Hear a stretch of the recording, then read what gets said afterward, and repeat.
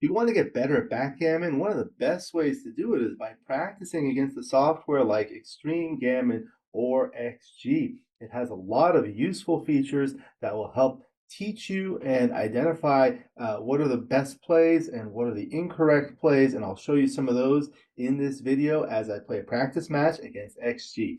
Thank you for joining me. I hope you enjoy this video. Please like and subscribe, and you'll be notified every time I upload a new video. Let me know what you think in the comments below, what you'd like to see in future videos, and I'll work on it.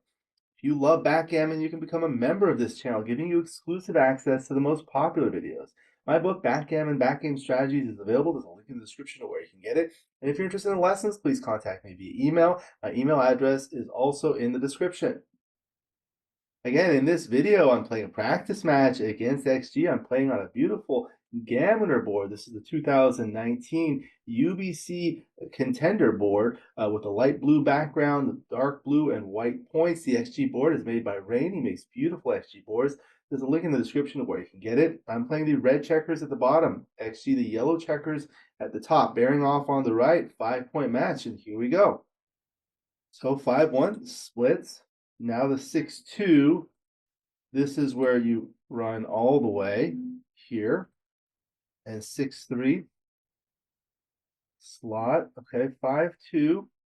So I can make the 11-point, safety that checker. 5-4, we'll make the 3-point, double 4. Huge roll.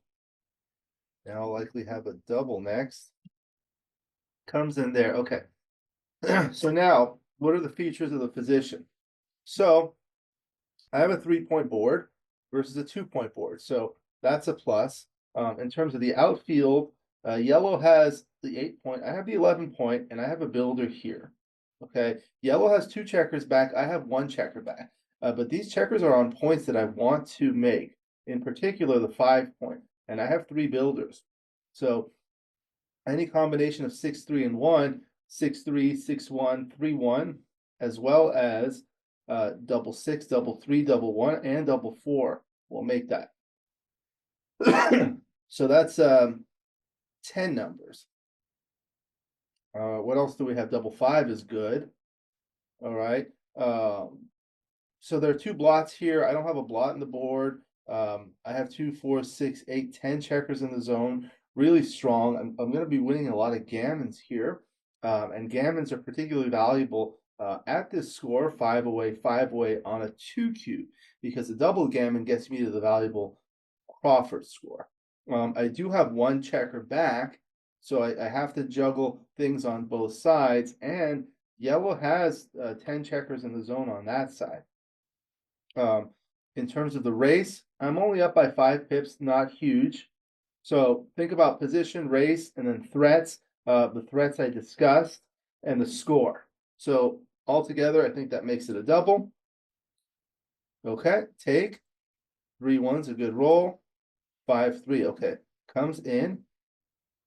So now I'm trying to bring this back checker home, but can't do it, so I'll just play safe here.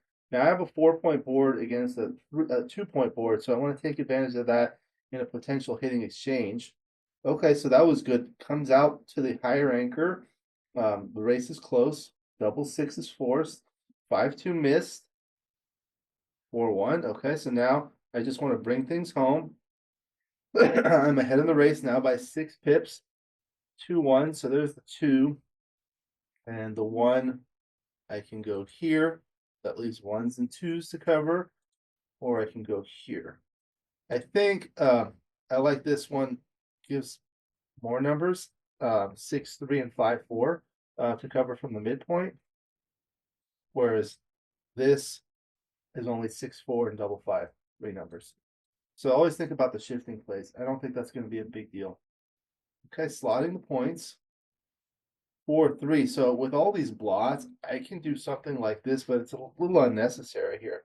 I think I just go here. 6-2 covers. 5-2. So now I just want to bring them in. Alternatively, I could do something like this and save a 6 because the race is actually close. Or I can just bring this in. So what's going to happen next? Yellow's going to roll something and likely play on this side, and yellow has a 6 here. So if I roll a 6 next, I'm going to leave a shot, except for double 6. But if I play like this, I still have some flexibility. And the race is relatively close. So I think I could do this one. 3-2. We'll save a 6. 5-2. Okay, so now I think it's time to go. I don't want to break the board. Okay, double 5 brings things around. So now it's going to be a race. So I can bring 2 down, but I think I'd like to bring 1 here. Okay, so redouble.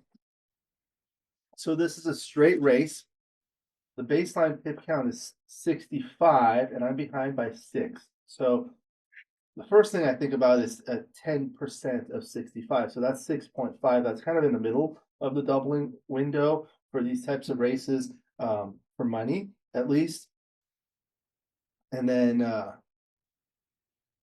it's 8 to 12% or so. So this is certainly within the range. And then at this score on a redouble, I think I could certainly take. The other thing is yellow has 3 crossovers to come in. I have 2 crossovers to come in. Also, I have an efficient structure, a more efficient structure with checkers on the highest points. These checkers on the low points are going to be a little inefficient, will slow down the bear off. Additionally, large numbers like 6s and 5s will force yellow to go deep. So even though those are good for the race, it's going to yield an inefficient bear off. So I think I could take this one. Okay, 6-1, just like that. Now double 3. 1, 2, 3, 4. Okay, I'm still behind in the race. So I have 59 against 50. So I'm still well behind, even though I have an extra crossover. So I can't redouble yet. 3-1, I'll have to take 2 off. One of the things you could do in XG is if you can take 1 checker off with each of the dice, you can double click the checker tray and it'll do it for you. Okay. Yes, I take 2 off here. 5. And then I can go here or excuse me, I can go here. I think this might be better. Don't need doubles immediately. Okay. 6, 2, 6, and 2, spread things out. 2, 1. Okay, so now I'm going to play for the double 5s. 4, 3 bears off 2 checkers. That's Jim. Okay, so that's the Crawford game. 5-1, 3-2. You do like this. Interestingly, the 4-3 reply to 5-1 is 2 up. But this one, it's like this. 5-4 hits, double 1. So 1, make the 5 point, and then do that. I remember Falafel used to say, do this, then do this, then do this. So think about your priorities. So of course you have to come in there first. So that's forced. You do that first. And now you want to unstack the 6 point, make the 5 point. Okay, and now look around for the final ace. And this one splits. It's not too dangerous. You have the triple split structure. Bill Roberti calls this the McGreal split. What this does is it gives you a lot of coverage of the opponent's outfield, and it gives you a lot of ways to make an anchor. And you can afford to do that with relatively few checkers in the zone. They're not diversified. They're only on 2 points, and you have a stronger board. 3-2, okay. 4-2. So I don't need to worry about gammon losses. I'm just going to make this point. Double 1's a great roll. Double 6. Okay, so here I'm going to make this point, and then I'm going to run out, slot the back of the prime. So now I have a solid 5 prime. I'm going to try to knock him off the edge. 5-1 like that. 3-2, double 4. So 1. And now if I make this, then I don't have a good 4th one. So I'm going to have to do that and then come down here. I don't think I want to play here and leave this blot. I'd like to keep the 8 point, even though it does leave a blot here, but you need aces to hit and aces to come in, 2s and 4s to hit here, but the 2s are duplicated to come in. So I think that's the right idea. Okay, 6-1. So now I can do this, but better to just come out. Okay, and the 1s and 2s that hit over here are duplicated to enter. All right. 3, 2. Okay, so now I can come there or safety these blots, but I think I just come here. It does give a lot of shots, but this kind of impedes all the progress on this side. Double 3, okay. So 5, 4. I could bring 2 down there, or I can play here and then here. That gives me more chances to make this bar point, which I like. Okay. Double 2, 3, 1. Great roll. Double 2. Okay, 6, 4. So now I come out with the 6, then bring a builder here with the 4. Double 3. So 1. Do I need a fish for another checker? No. I just come out. Excuse me. 1, 2, 3, 4. Now I'm looking to attack. So 3, 1. Bring this here and bring this here. Here I'm going to want to hit loose. There are more numbers to hit loose from a 6 than from a 5, right? From a 5, there are 15 numbers, but there are 17 numbers with 6. 5, 3, bring another builder. So now 6s and 3s.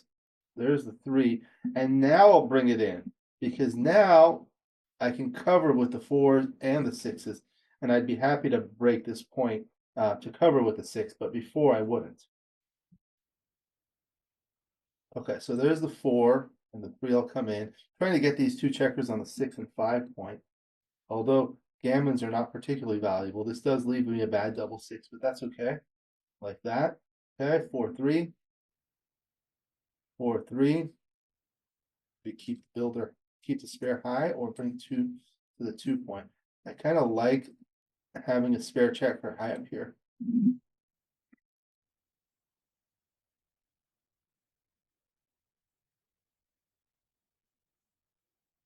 I just play safe.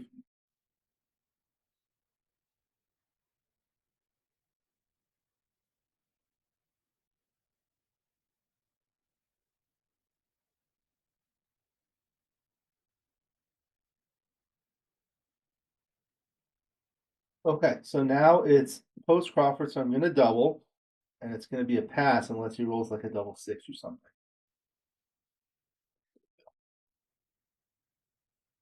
All right, so now it's post-Crawford. So this is kind of the thing you can do.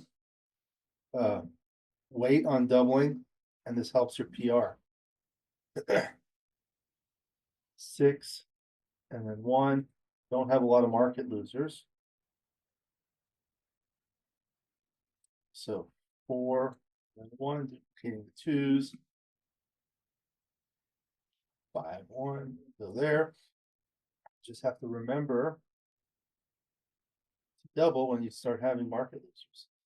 Okay, so now, not going to have a lot. When you have the 18 point, you don't need the midpoint so much. 6, I'm going to try to unstack.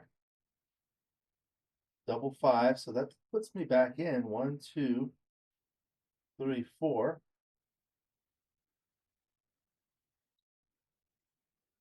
6, 3.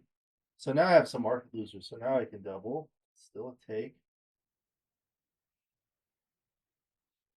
Double 6. 1, 2, 3, 4. 2, 1. Build that 5 point there.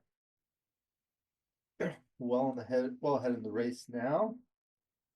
Okay, that brings things closer.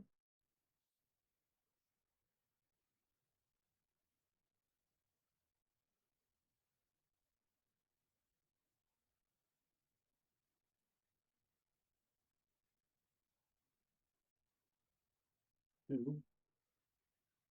And I think these are the same. So what I do is I look at all the numbers that work. So 5, 3, 5, 4, 6, 3, 6, 4, and 6, 5. Those are the non-doubles, and then double 3 or higher. So 5 non-doubles for 10 numbers, and double 3 or higher for 4 more. That's 14. If you do like this, so now there's a 6, 2, 6, 3, 6, 4. and 6-5.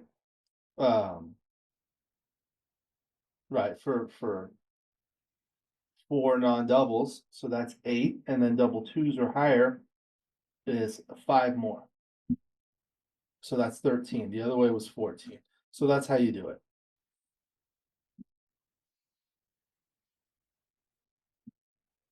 Four, 1, 3, 2, double fives or higher. Nope. Okay. So now it's DMP double match point.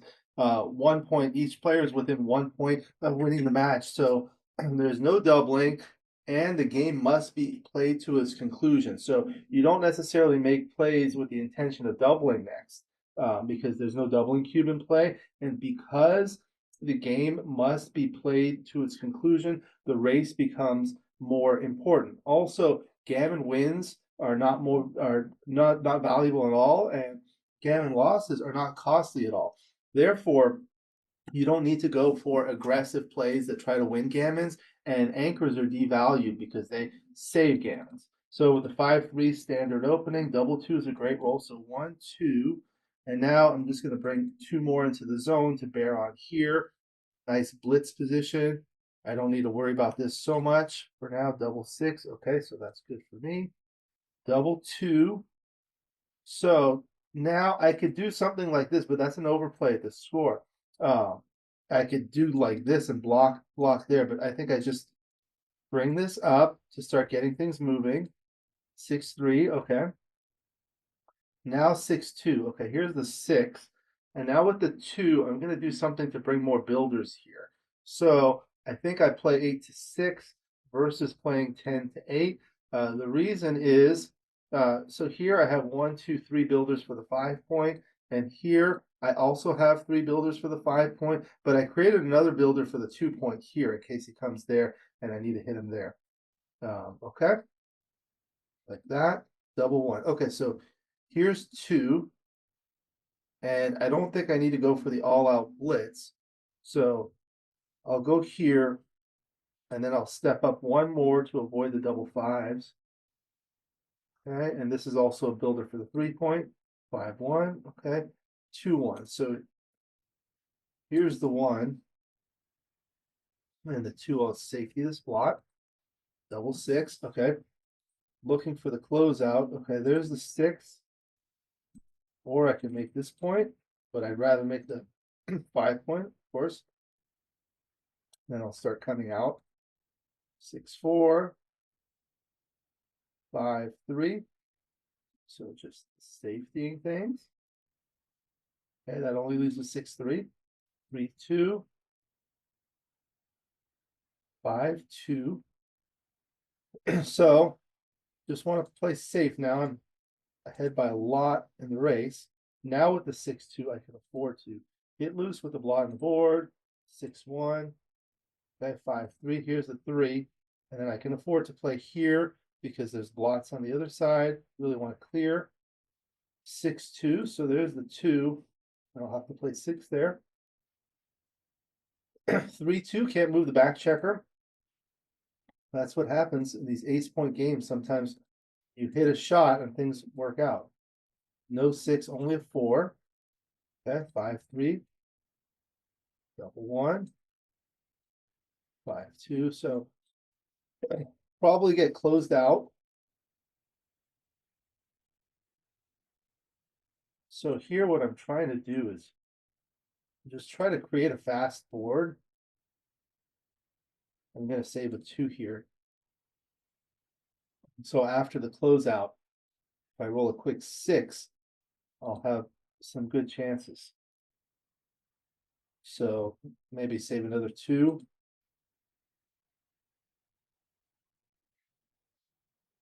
Double 3 can't come in.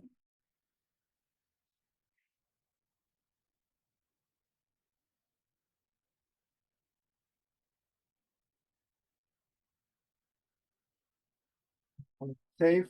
Come in with a 6. Okay. So now, quick 6 or a double 6. Okay.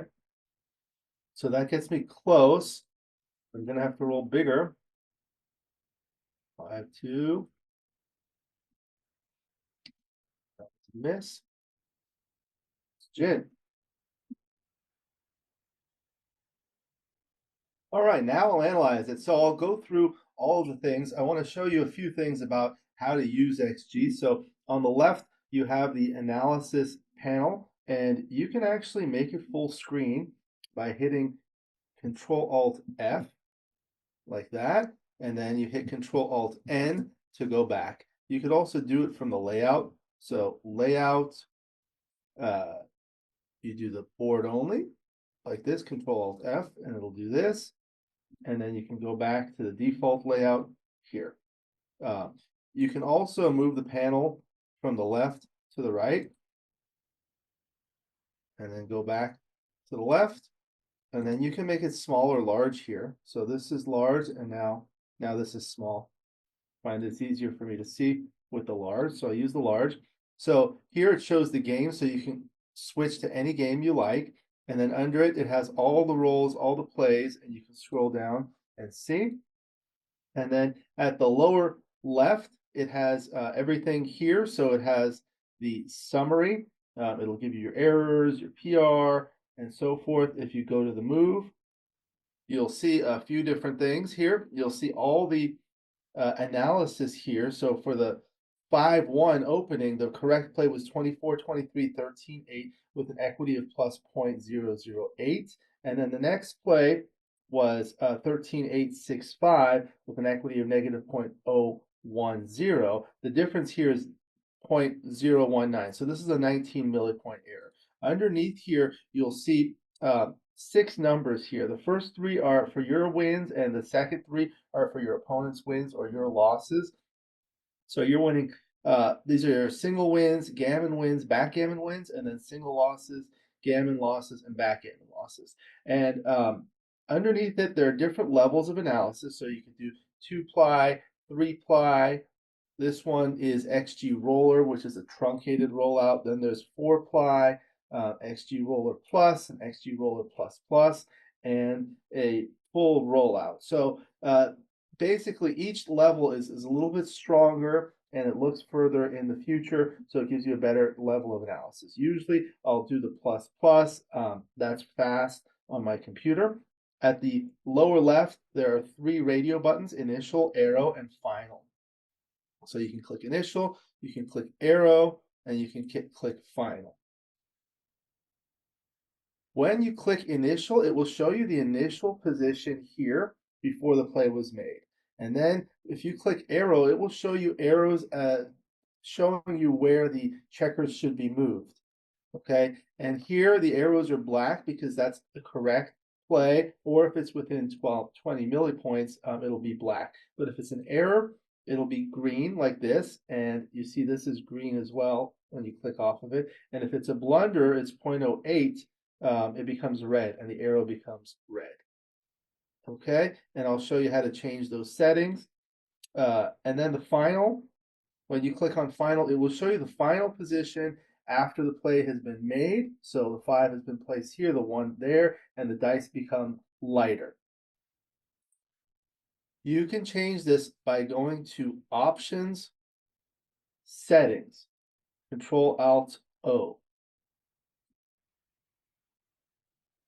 Now you see this pop-up window. Under Main Settings, you can change the threshold for errors and blunders.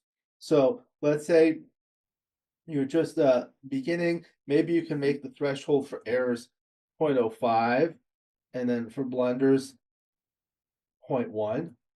That would be a good recommendation. And you can change the color if you don't like green or red. You can select any color here. Okay. And then I'll go back to default because I usually use the default, but that's how you do it. And then you would hit apply. Okay, so going through all the moves. So against the 5-1, the 6-2 was played out here. Now, a lot of times I'll put it on a second board. So what you want to do that is hit Control Shift C for copy, and then you go to another board here and Control V for paste. There, it'll say the current game is not saved. Do you want to save it now? No. Okay, so let's say you played an opening 5-2 like this, and now you roll a 6-2.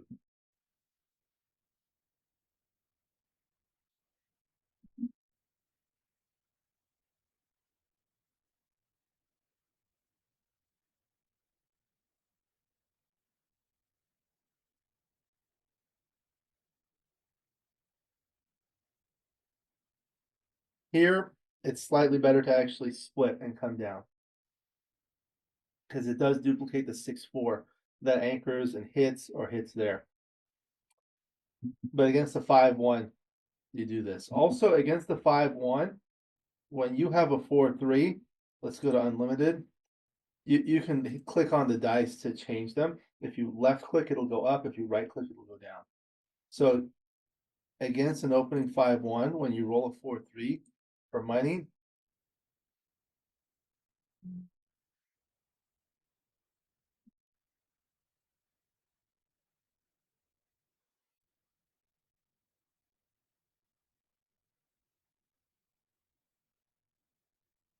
you see the correct play is splitting both up slightly. But this is one of the rare times where that's correct. And then afterwards, if you roll like after this, if yellow rolls a 3-2, you're supposed to hit twice. 2-1 and 4-1 also hit twice. Even 4-3, you hit twice.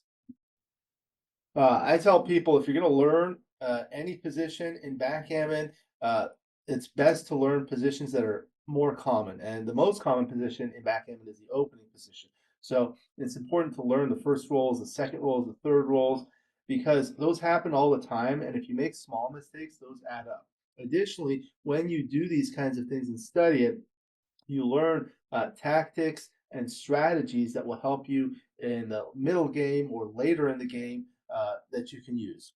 So that's the 6-2. Then the 5-2 makes the 11 point. So a lot of straightforward plays here. The double 4 was great, makes both points on head. And now it's a double and it's a take.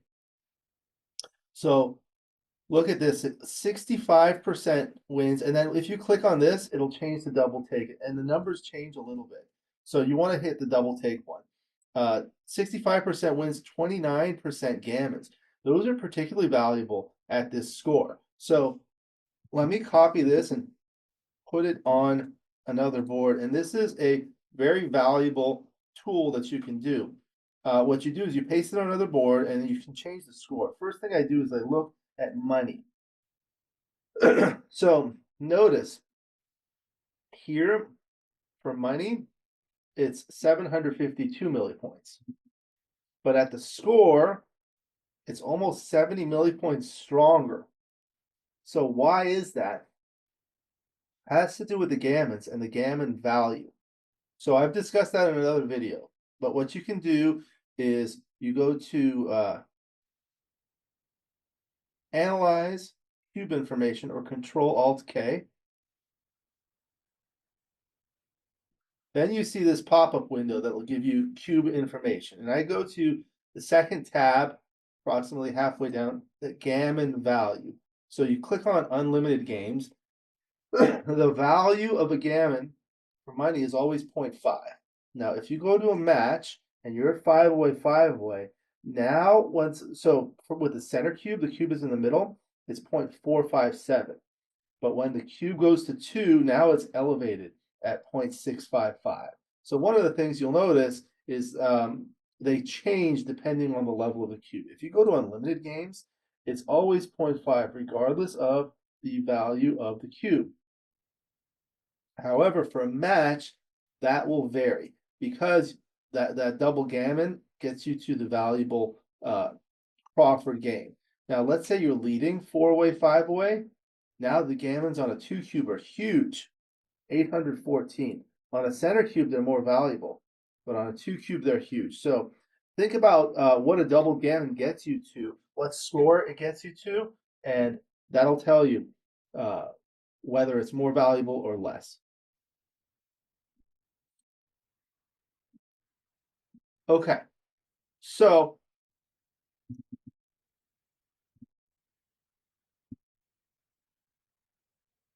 let's look at it at different scores. So let's say I have 1-0. So now those gammons are really valuable. What happens now? Now it's probably a pass. Yep, it's a pass. Too valuable. But if you're leading 3 away, 5 away, I don't think this is a double. You see? There's a huge difference between 3 away, 5 away, and 4 away, 5 away. So that's something important to learn. Okay, then you can go to dice distribution. You go to analyze dice distribution. You get this pop-up window. So the first thing I do is click the icon with the most red bars. That's going to give you the highest level analysis. It'll go from first roll 2 ply, second roll 1 ply, to first roll 4 ply, second roll 3 ply. And then I look at the graph, and then I click after double take, because that'll show you what happens. And then I double click this to make it 2D. It's a little easier to see. So if you lose your market, it's going to be 1. So these are all the rolls that lose your market. Okay, so you can see the double 6, double 3, double 5, the double 4, the 6, 3, 6, 1, the double 1, 3, 1. The gray is what I rolled. So these are huge. You can also do the same thing for second rolls, and you see like the dancing numbers. Should you hit if they dance, it's really big. So this is a good tool to use as well.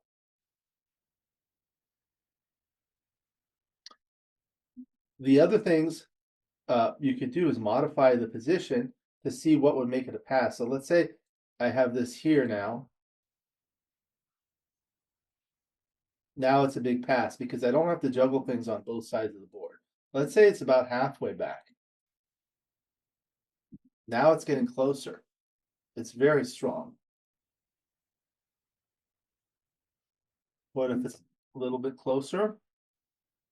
Now it makes it a pass. So that's a difference. So this is what you have to do. You have to make these thought experiments. So XG will tell you the right play. XG doesn't speak to you. So people ask, how are you going to learn? You have to do an experiment. You have to look at the position and say, well, what are the features of the position that make it a double? So you can modify this and then see what makes it a take. So what if this were back here? Now is it a double? Yeah, but it's much weaker. Look at that. Okay, so let's go here and maybe diversify a builder. Now it's much stronger. What if we move the builder here? So now there's an extra checker bearing on 3 points. Now it becomes a pass. So you see, this extra checker that bears on the 3 point allows you to attack on the 3 point with rolls like 6, 5, 6, 3, and 5, 3.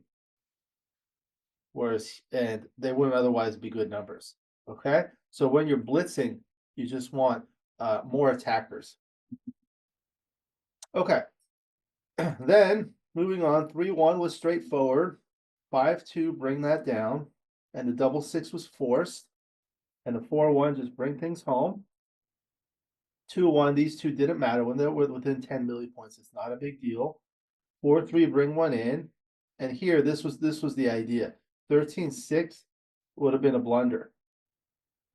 So that's what you have to think about. The correct play in backgammon is always based on the likelihood of future outcomes. So you think about what's going to happen next. If I were to play here, the yellow has some flexibility to play a 6, and then my next 6 would be really bad. So you can do that by looking at the dice distribution. So you click on one play, and then you hold down the control button and click on the second play. Then you right click and go to dice distribution. You will see these two windows. Again, first I click the icon with the most red bars and it loads. It takes a moment to load.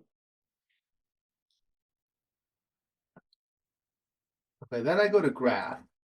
Okay, then I double click the areas, and here it's not important the first roll. So you can go look at second roll. So you look at these to show you your next rolls. So look, these are good rolls. They're good rolls here, but look over here on the second play. There are many bad rolls, like the 6-1, 6-2, 6-4, 6-3, and 6-5 are really bad. So this is a tool that you can use. So what I do is I go to this selected play and click on final. And now yellow is going to play something. And now if I roll a 6-1, 6-2, 6-3, or 6-4, or 6-5, I'm going to leave a 17 number shot. And yellow will probably have closed one of the points by then. So that's what you want to think about. All right. And now here, this was close. This was close, but it still wanted me to save a 6 here. Even though the race is close. Okay. And then the 4-3, and this was a redouble, a very comfortable take. So here's something else you could do.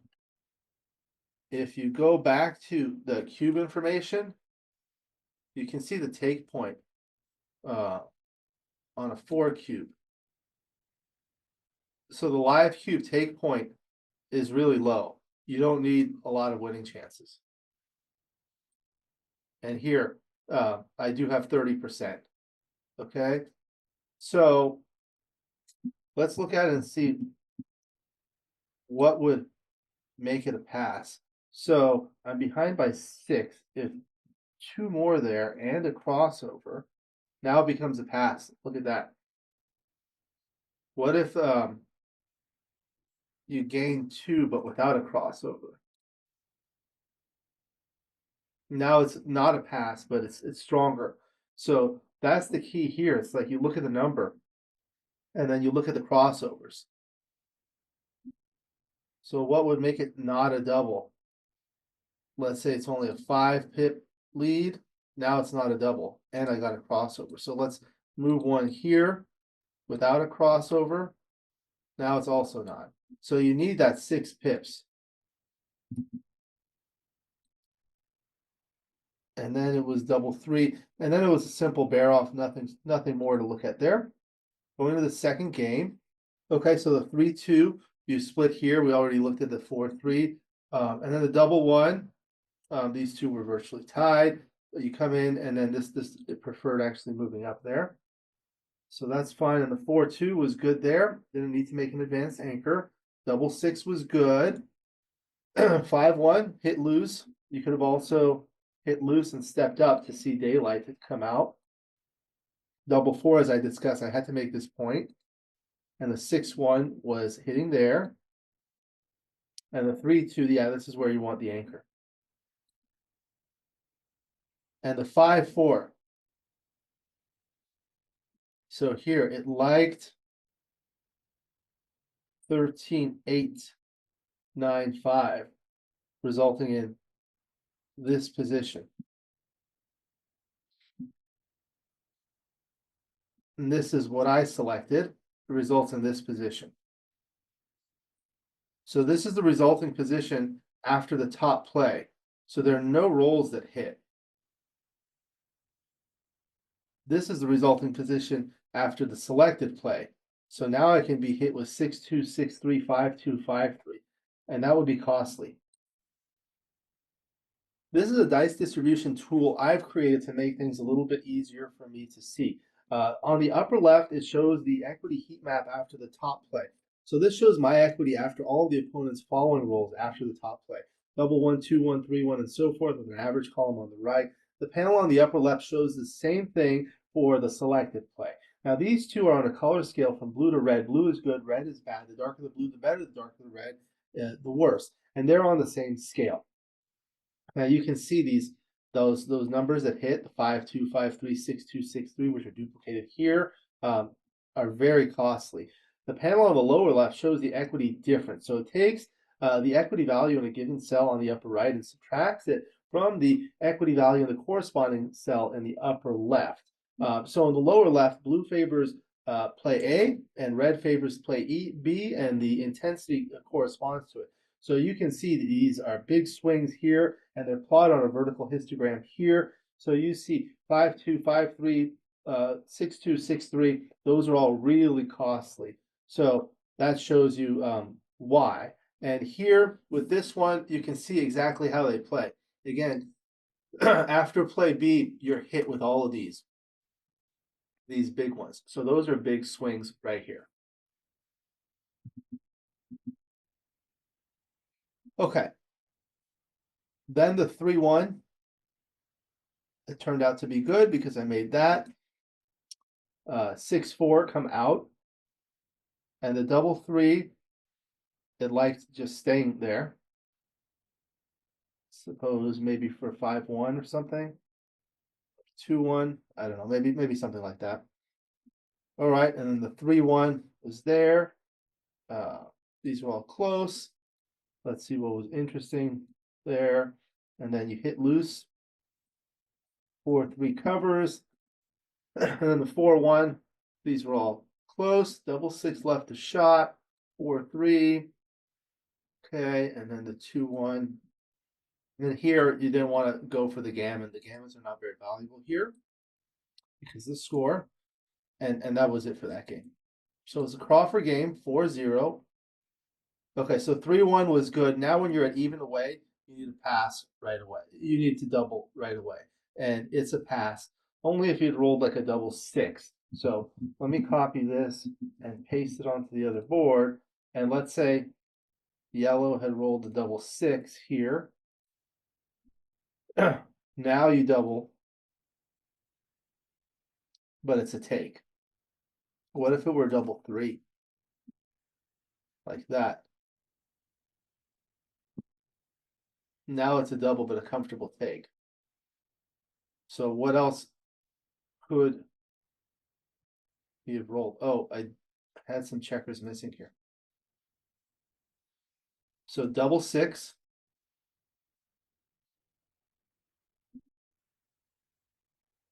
You can take.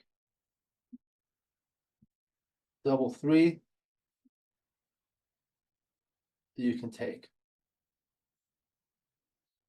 Double two.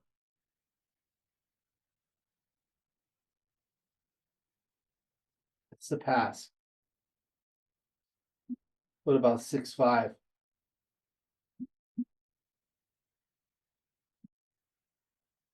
Still a pass.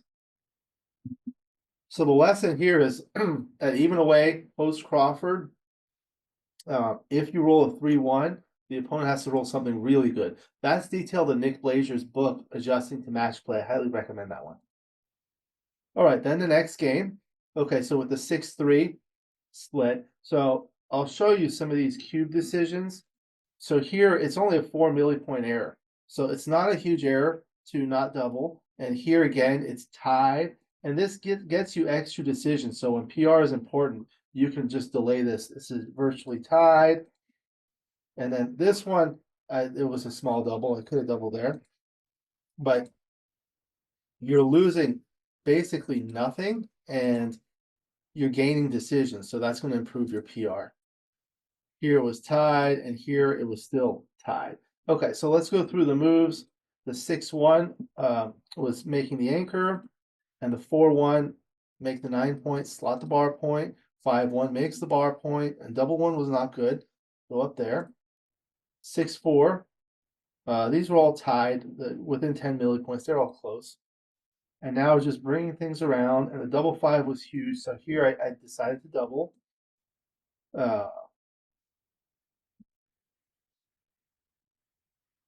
I was down by 5 pips. Okay. But you can see like here, I can be up by a lot here. So now I'm up by 6 pips. And it's an automatic double. Look at this. Now I'm up by 18 pips. It's still a take. Here, it's still a take. Even if I get one more, still a take. And what if I have one more pip here? Still a take. And maybe one more here. So this is borderline.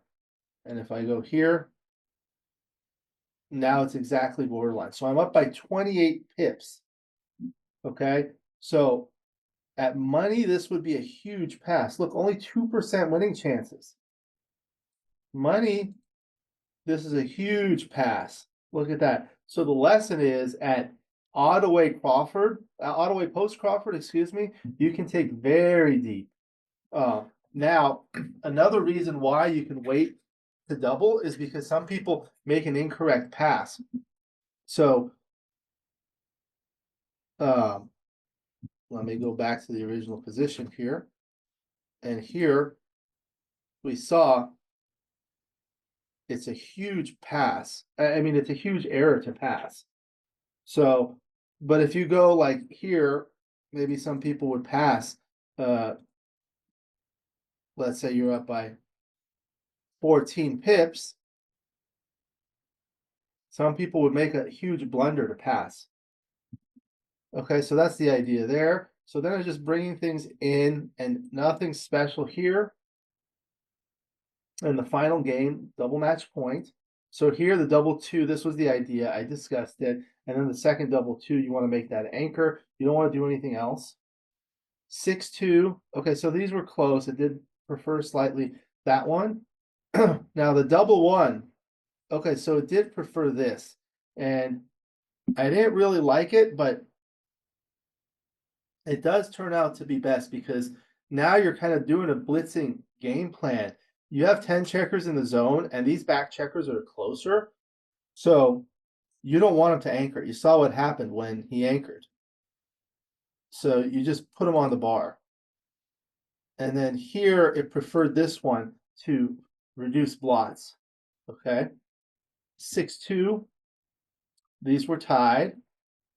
And 5-3. So this one, it preferred this. So resulting in this position that duplicates the 3.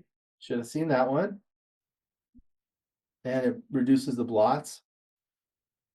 This one, it slightly preferred this, leaving a direct shot when there's a blot in the board.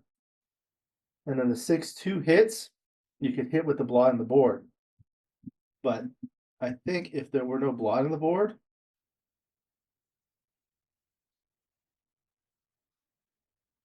now you cannot afford to hit. So this has to do with the safe versus bold criteria. I made some videos about that. Paul McGreal discussed this in his book. Here you have to make a safe play because of the stronger board. But in the original position with the blot on the board, you can afford to make a bold play. All right, 5-3 covers. 6-2, I was hit, and this was unfortunate. 3-2, I had to come down. Here, it liked going there and leaving the blot. I guess it makes it easier to make an anchor. So if you're hit, you can possibly make an anchor, which will win many more games. And then the 6-4 and 5-3, nothing special here. And that was it for the match. Okay, so that was another good match. A lot of interesting positions. It was pretty straightforward. The game, not a lot of huge complex positions or very difficult decisions, but there are a lot of tools in XG that I use to understand the position, the dice distribution, looking at everything, look at the cube information, the gammon value, changing the position, changing the score, modifying all these things, creating variants. It helps learn a lot, and changing the score helps for match strategy as well. Thank you for joining me. I hope you enjoyed this video. Please like and subscribe, and you'll be notified every time I upload a new video. Let me know what you think in the comments below, what you'd like to see in future videos, and I'll work on it. If you love Backgammon, you can become a member of this channel, giving you exclusive access to the most popular videos. Again, my book, Backgammon, Backgame Strategies, is available. There's a link in the description to where you can get it. And if you're interested in lessons, please contact me via email. My email address is also in the description. I look forward to seeing you in future videos, and until then, keep rolling your dice.